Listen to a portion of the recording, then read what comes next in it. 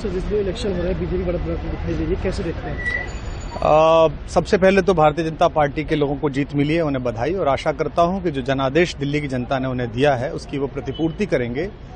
और वे सब आम आदमी पार्टी के लाखों करोड़ों कार्यकर्ता जो अन्ना आंदोलन से आए, जिनके बहुत ही निश्चल, निष्पाप और बड़े भारत की राजनीति को बदलने के सपने की हत्या एक निर्लज्ज, नीच, मित्रहंता, आत्ममुग्ध और चरित्रहीन व्यक्ति ने की, उसके प्रति तो क्या संवेदना। दिल्ली को उससे मुक्ति मिली। और मैं ये जानता हूं कि अब जो आम आदमी पार्टी में लोग बच गए थे सत्ता के लोभ में, लालच में, पदों के लिए, उस पैसे के चक्कर में, वे सब भी अब वापस जाएंगे, लौटेंगे, कुछ अपने व्यवसायों में लौटेंगे, कुछ पार्टियों में चले जाएंगे। और पतन यहां से प्रारंभ हुआ है उन लोगों का। मेरे लिए कोई प्रसन्नता का और दुख का विषय नहीं है, मैं बीच में खड़ा हूं। प्रसन्नता इस बात की है कि करोड़ों लोगों ने आशा लगाई थी, करोड़ों लोग अपनी नौकरियां छोड़ के आए थे, व्यवसाय छोड़ के आए थे, दुश्मनियां ली थी लोगों ने। उन सब की हत्या एक आत्ममुग्ध आदमी ने, एक चरित्रहीन आदमी ने अपनी निजी महत्वाकांक्षाओं की पूर्ति के लिए की। उसको दंड मिला, ईश्वरीय विधान से दंड मिला। प्रसन्नता इस बात की भी है कि न्याय हुआ।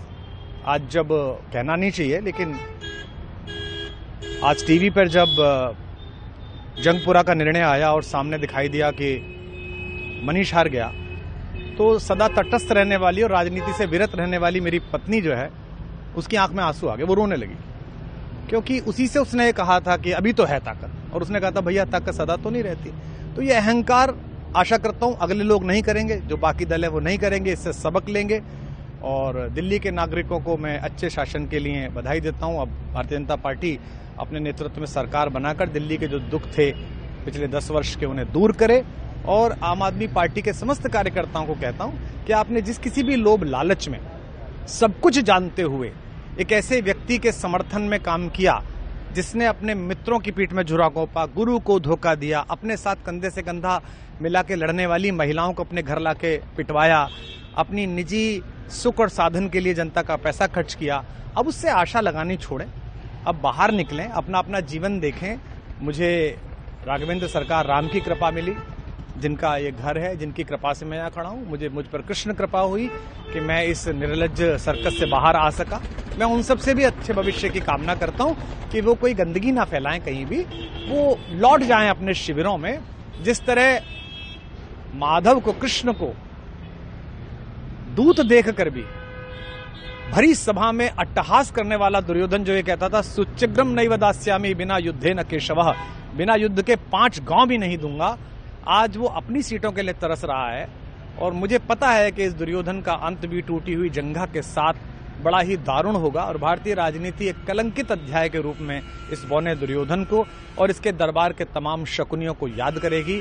मैं उनकी मुक्ति की कामना करता हूं कि ईश्वर उन्हें इस दुख से बाहर निकाले, और समस्त लोगों को बधाई देता हूं कि चलिए अंततः न्याय हुआ।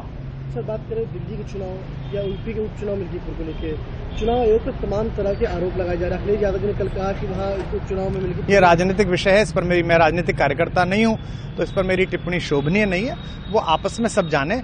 लेकिन दिल्ली के चुनावों को लेकर एक मिश्रित प्रतिक्रिया है। दुख है कि अन्ना आंदोलन से एक ऊर्जा जो पैदा हुई थी, जिससे देश में एक सकारात्मक बदलाव हो सकता था, एक वैकल्पिक राजनीति हो सकती थी, उसकी हत्या एक अहंकारी आदमी ने, एक आत्ममुग्ध और असुरक्षित आदमी ने कर दी। मैं आशा करता हूं कभी न कभी भारत में ऐसा सूर्योदय किसी न किसी दल में अवश्य होगा, जो भारत को जहां पहुंचना है वहां पहुंचाने का मार्ग प्रशस्त करेगा। बहुत धन्यवाद।